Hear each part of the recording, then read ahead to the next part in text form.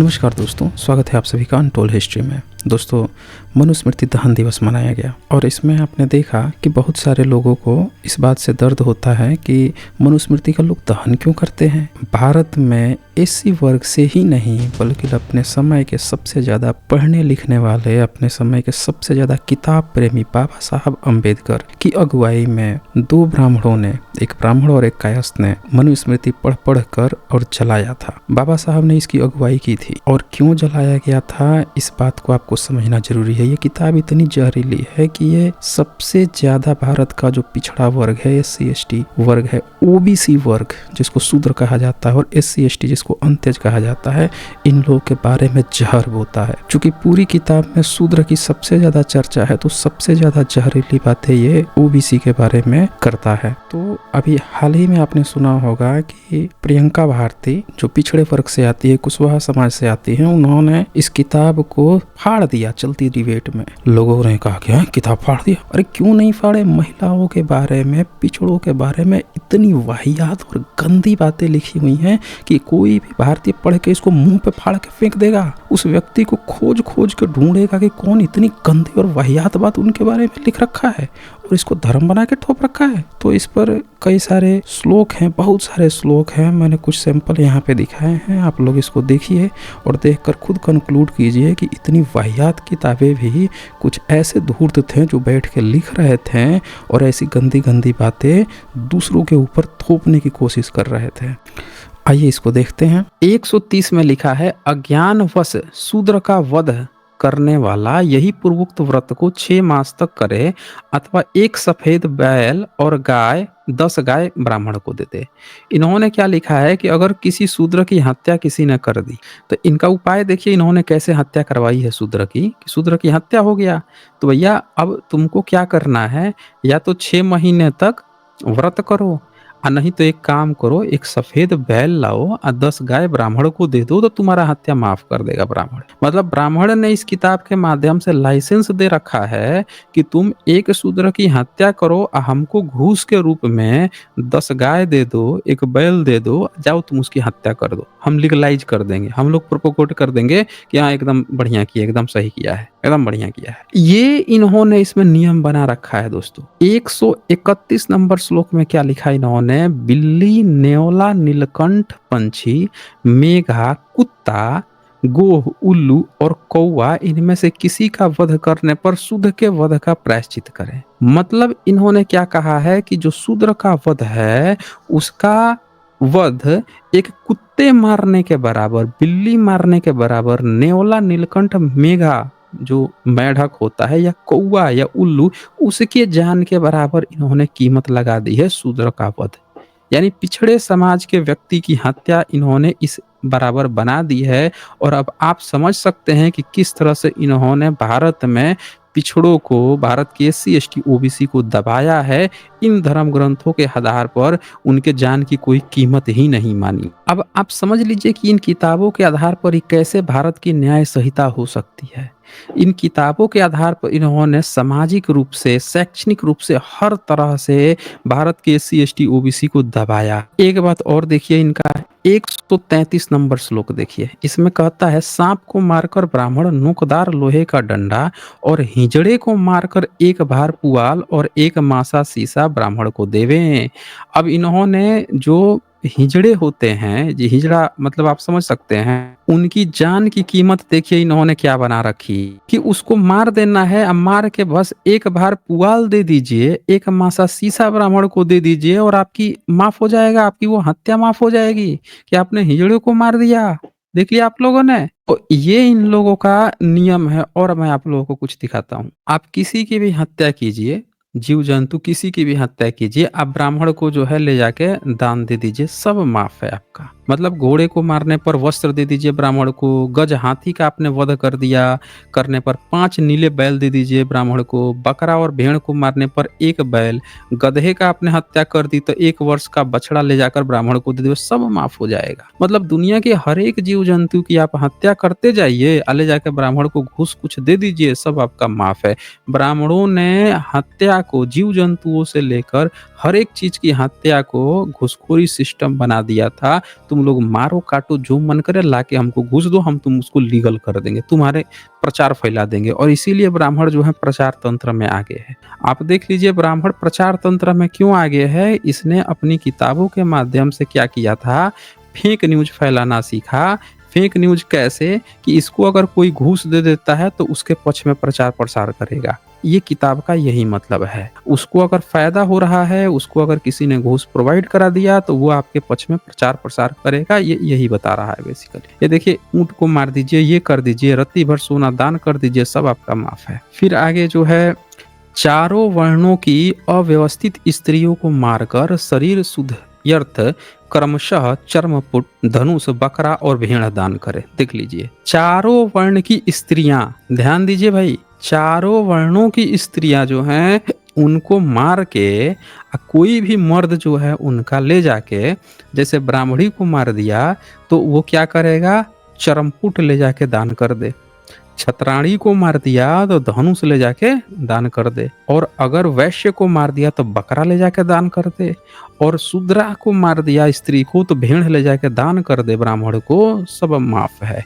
स्त्रियों की जान की कोई कीमत ही नहीं है, बस घूस इतना ब्राह्मण को दे दो, सब माफ है तुम्हारा। तो ये सब आप देख सकते हैं कि क्या क्या इन्होंने लिख रखे हैं यहाँ पे। अब इसमें ये देखिए 140 में देखिए, हड्डी वाले 1 सहस्त्र प्राणियों का वध करने पर तथा बहुत से बिना हड्डी वाले जानवरों का वध करने पर शूद्र वध का प्रायश्चित करना चाहिए। मतलब हड्डी वाले जीव जो हैं, जितने भी हड्डी वाले जीव हैं, उन सब के बराबर शूद्र वध, शूद्र की हत्या से कंपेयर किया है कि शूद्र की हत्या जैसा है। कोई कुत्ता को मार दिया, भेड़ को मार दिया, बकरी को मार दिया, सब शूद्र के वध के बराबर इसने तुलना कर रखी है। और ये देखिए 141 में, हड्डी वाले जीवों का वध करने पर ब्राह्मण को कुछ दे देवे।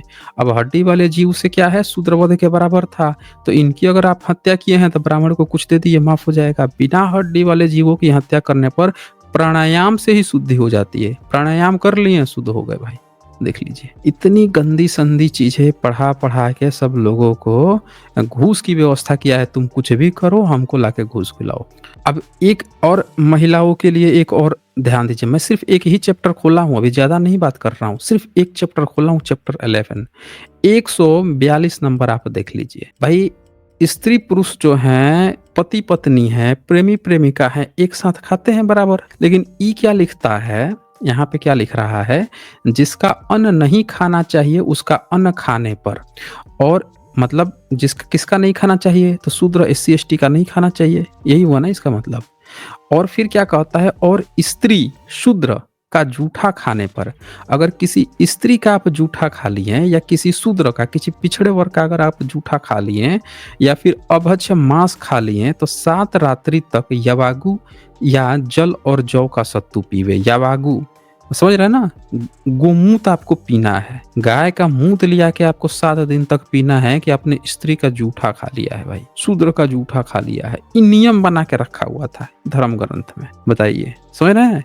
धर्म ग्रंथों में ये नियम बना के रखा है। अब जितनी स्त्रियां हैं जो सोशल मीडिया में प्रचार प्रसार फैला रही हैं कि नहीं मनु बड़े अच्छे थे, तुम लोग समझ नहीं पा रहे हो, तो भैया एक बात बता दो, आपका जूठा आपका पति खा लिया हो घर में, तो भैया उसको 7 दिन तक आप पिलाइए, फिर गोमूत्र पिलाइए, प्रायश्चित करवाइए। मनु महाराज तो लिख के गए हैं, पिलाइए ना। 7 दिन तक उसको गोमूत्र पिला पिला के रखिए और जौ का सत्तू पका के खाइए, और कुछ नहीं खाना है, नियम बना के रखा है। फिर आप बताइए कितना बढ़िया है। अच्छा, इसके बाद से ये बहुत सारी बातें हैं इसमें, आप चले लास्ट में चलते हैं। बहुत सारी चीजें मैंने लगभग आप लोगों को दिखा दी है। ये देखिए 171 नंबर देखिए, कहता है फुफेरी मौसेरी ममेरी बहनों के साथ प्रसंग। यहाँ प्रसंग का मतलब संभोग प्रसंग है, पक्ष की बातें चल रही हैं। प्रसंग करके चंद्रायत व्रत करें। मतलब अगर आपने जो है अपनी फुफेरी बहन के साथ, मौसेरी बहन के साथ, ममेरी बहन के साथ प्रसंग कर डाला, एक्सीडेंट कर डाला, गलत काम कर डाला, तो आपको क्या, आपकी वो क्या करना है, चंद्रायत व्रत। आपको सजा नहीं होगी भाई, समझ ना, बहन फुफेरी मौसेरी ये सब आपको कोई सजा नहीं होगी। ये देखिए नीचे देखिए और अच्छे से समझिए इसको, ये 172 का समझिए। बुद्धिमान इन तीनों फुफेरी मौसेरी ममेरी बहनों को स्त्री बनाने के लिए उपयोग न करे, समझ रहे ना, उनसे आपको शादी नहीं करनी है, लेकिन आप जाके पता लगा लीजिए ये सब आपस में करते हैं सब। आप पता लगा लीजिए ध्यान से, इन्होंने तो लिख रखा है इन तीनों को स्त्री उपयोग न करें। प्रसंग कर लीजिए, या प्रसंग करके चंद्रायण व्रत करके आप वो कर लीजिए, छुटकारा पा लीजिए, लेकिन उनको विवाह के लिए उपयोग मत करें, क्योंकि ये बहन होने के कारण ब्याहने योग्य नहीं है। और यदि कोई कर लेता है तो नरकगामी होता है। तो भैया वो सारे ब्राह्मण जो अपनी फुफेरी मौसेरी ममेरी बहन से कर रहे हैं, क्या वो नरक में चले गए हैं? तो भैया जिन लोगों ने ऐसा किया हुआ है, भारत में किए हुए हैं, हर एक स्टेट का अलग अलग है कहानी।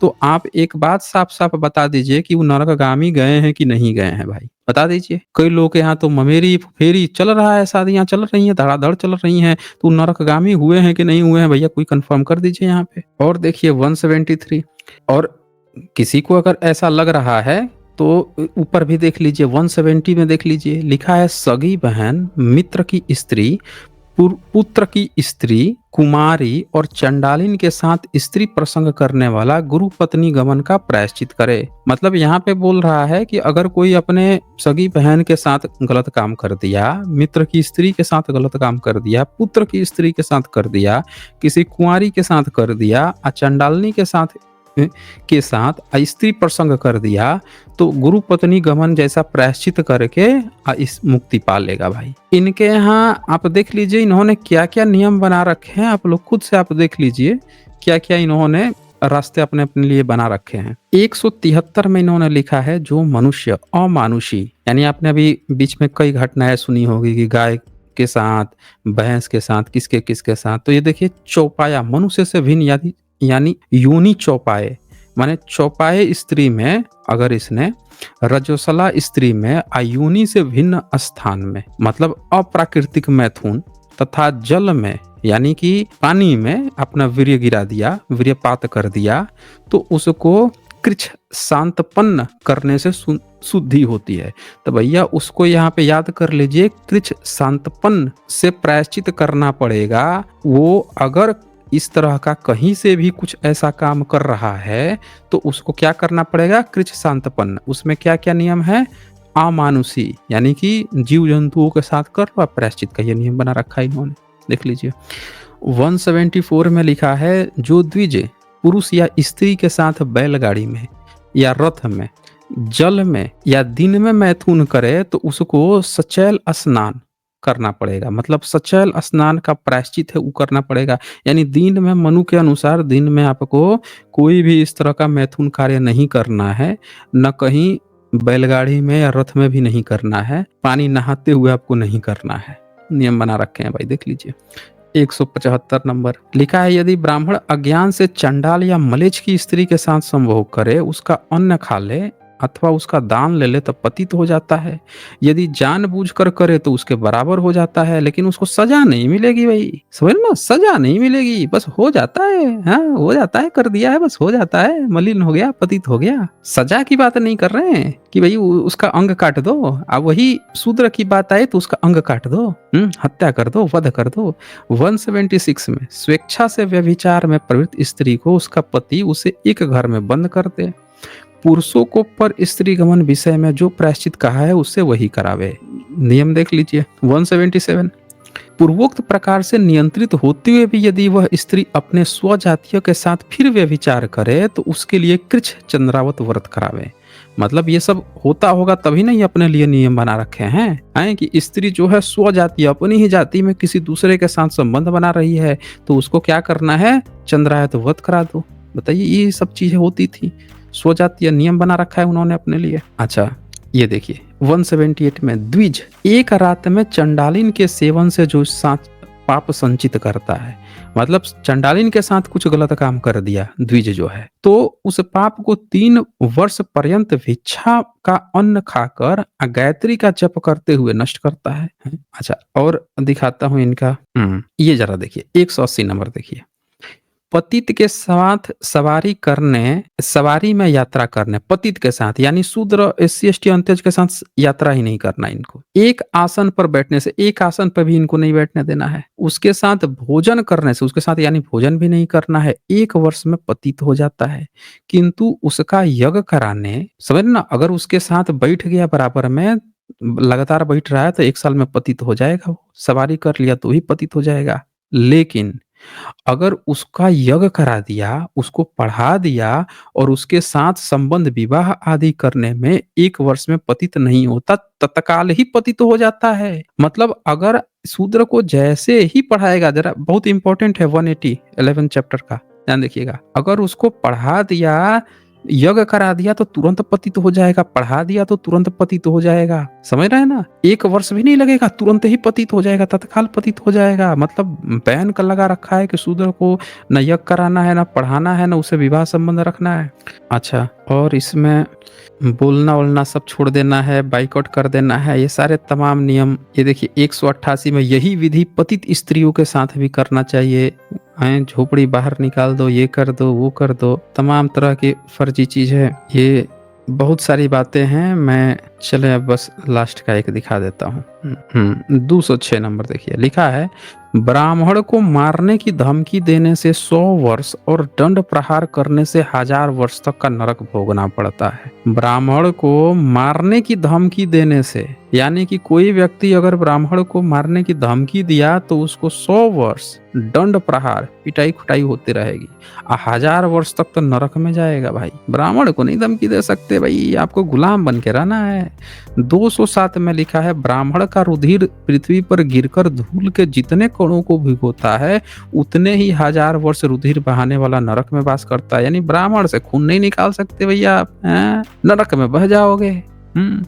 208 नंबर, बाकियों को मार दो, काट दो, आपकी जान की कीमत कुत्ते के बराबर है, मेढक के बराबर है, भेड़ बकरियों के बराबर है, लेकिन ब्राह्मण को नहीं होना चाहिए। 208 नंबर, ब्राह्मण को मारने के लिए लाठी उठाने पर कृच्छ व्रत करें और मार देने पर अति कृच्छ व्रत करें, और खून बहाने पर दोनों कृच्छ व्रत और अति कृच्छ व्रत करें। ये सारा यहाँ पे ये भी दिया हुआ है कैसे कैसे व्रत करना है। ये देखिए कृच्छ्रवत व्रत कैसे करना है। 212 नंबर में गोमूत्र, गोबर, गाय का दूध, गौ की दही, गौ का घी, कुश का जल, इन सबको मिलाकर भोजन कीजिए। वीडियो को अंतिम तक देखने के लिए बहुत बहुत धन्यवाद। जल्द ही मिलते हैं एक नए वीडियो के साथ।